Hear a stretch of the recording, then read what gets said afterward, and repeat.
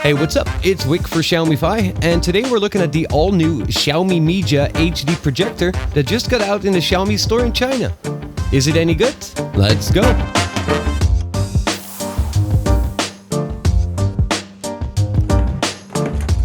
In the box, we get greeted by an instruction booklet. Below that, you'll find the projector itself and a box containing a remote controller, 2 AAA batteries, and a power adapter with a typical Chinese 2-pin plug. Nicely packaged. Being only 11.5 by 15 centimeters and weighing in at 1.3 kilograms, the projector itself looks pretty cool and is really quite small.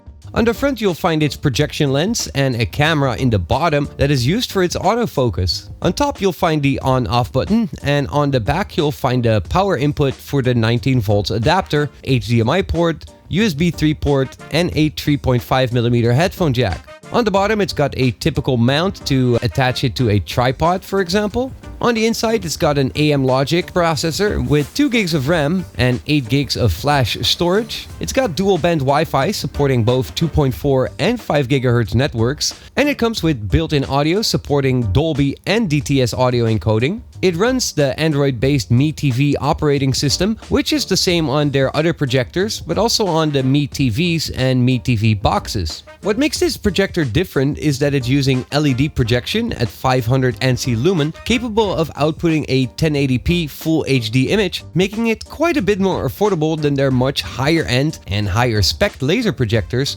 but with some big compromises. The first time turning it on, you'll be greeted with a setup screen where you can connect it to your Wi-Fi network.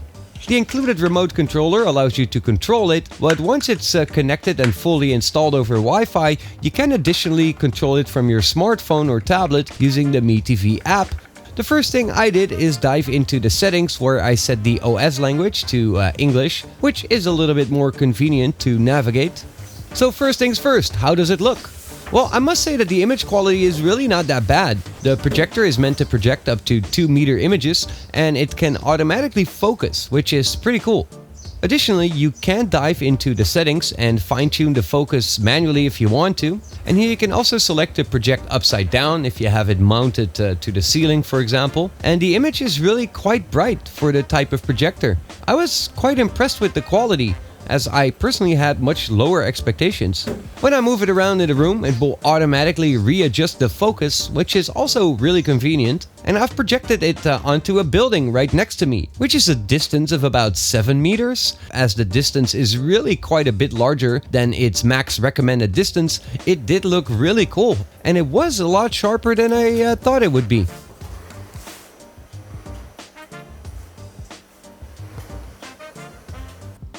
The audio is not the very best, but it might be a lot better than you might expect it. It's got this micro USB port for power. It can connect over 2.4 GHz Wi-Fi. And you can optionally connect it to an external sound system over its mini jack output, which does offer some flexibility in the audio field. There are several ways to connect an external input to the projector. You can connect any source over HDMI, which also supports downscaling of 4K video. You can attach a drive or USB stick to the projector over the USB 3 port and load images and videos directly from the drive. And additionally, you can connect a wireless source to stream your computer, your laptop, phone, or tablet screen to the projector as well. This does support both Android as well as AirPlay for macOS or iOS devices as well. Also very convenient is the option to connect a mouse or a keyboard or even a game controller to the projector over both USB or over Bluetooth. From the settings, you can also adjust the keystone if the projector or your wall is slightly tilted to adjust the image accordingly. The interface of the projector's OS is very similar to the Mi TV or the Mi TV boxes, and if you're familiar with any of those, you will recognize this right away. Pretty sweet is the option to install additional apps, so I could install things like YouTube and Netflix on it. Additionally, if you happen to be located in China, you can stream from local video platforms as well. It also allows you to use the Mi Home app from the projector to monitor and control your Xiaomi smart home devices. So what do I think?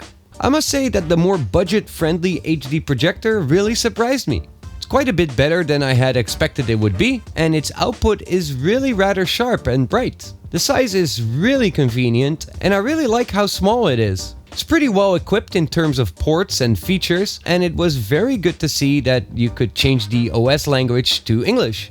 For now, the Xiaomi Projector Youth Edition is only officially released in China, so it does not come with Google Apps pre-installed, but as I just shown, it is quite easy to install these using a USB drive. Its remote control is pretty good as well. This also comes with Xiaomi's Xiaomify for voice control, but unfortunately that only supports Chinese. It's also nice to see a tripod mount on the bottom, which is very convenient if you place it in the center of your room. The thing that bothered me most is that occasionally when you start up the projector, it will show some advertisements. It doesn't do this after every single startup, but it does sometimes happen.